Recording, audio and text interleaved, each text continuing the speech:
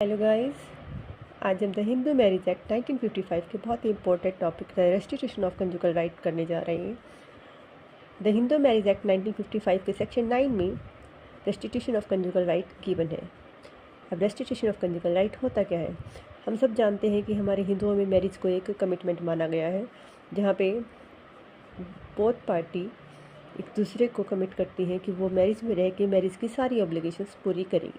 लेकिन some time ऐसा देखते हैं कि कोई भी एक पार्टी अगर मैरिटल ऑब्लिगेशंस को पूरा नहीं करती तो ये राइट उनके लिए ही है।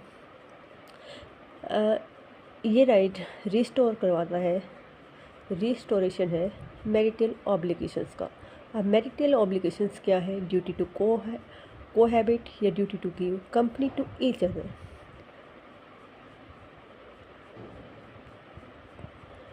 कोर्ट अगर सेटिस्फाई हो जाती है तो रेस्टिट्यूशन ऑफ कंजुगल राइट की डिक्री पास करती है।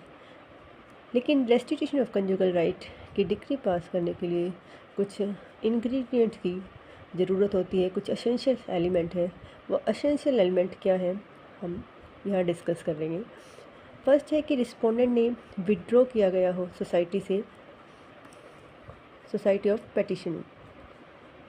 जो विड्रॉ किया गया है सोसाइटी का, उसके लिए कोई भी रीज़नेबल ग्राउंड ना हो, without any reasonable cause withdraw की गई हो।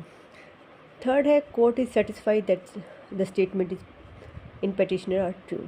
अगर कोर्ट को ये लगता है कि जो पेटिशनर ने जो स्टेटमेंट दी है वो सब सही है और उसको लगता है कि यहाँ पे कोई लीगल ग्राउंड नहीं है इस एप्लीकेशन को रिफ्यूज़ करने के लिए, तो court restitution of conjugal right की डिक्री पास कर देती है। बट यहाँ क्वेश्चन ये है कि reasonable cause, without any reasonable cause जो हमने बोला वो एग्जैक्टली क्या है?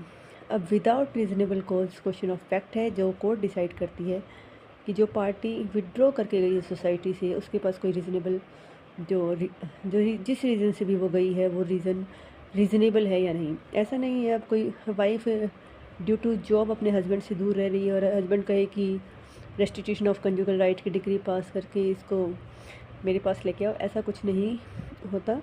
रीज़नेबल कॉज होना चाहिए, sorry without any reasonable cause हो ऐसा, तभी कोर्ट ये डिग्री पास करेगी। यहाँ पे burden of proof always respondent के पास रहेगा। रिस्पोंडेंट को प्रूव करना पड़ेगा कि उसने विड्रॉ क्यों किया है सोसाइटी से पेटिशनर की। अब अगर कोर्ट सेटिस्फाई हो गई तो वो रेस्टिट्यूशन ऑफ कंजुगल राइट की डिग्री पास कर देगी।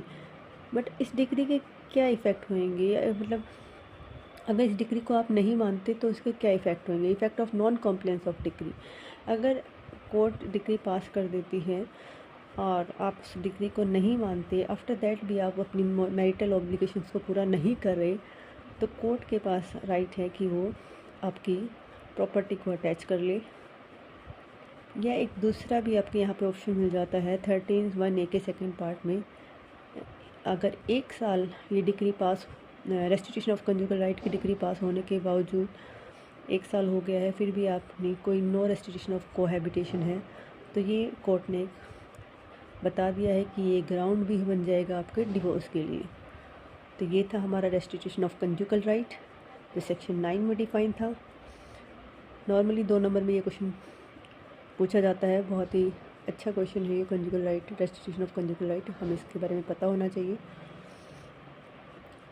हर हिंदू को अपने राइट के बारे में पता होना चाहिए कि कोई भी अगर मैरिज में रह के अगर मैरिटल ऑब्लिगेशन पूरी नहीं करा तो आप ये क्या राइट है।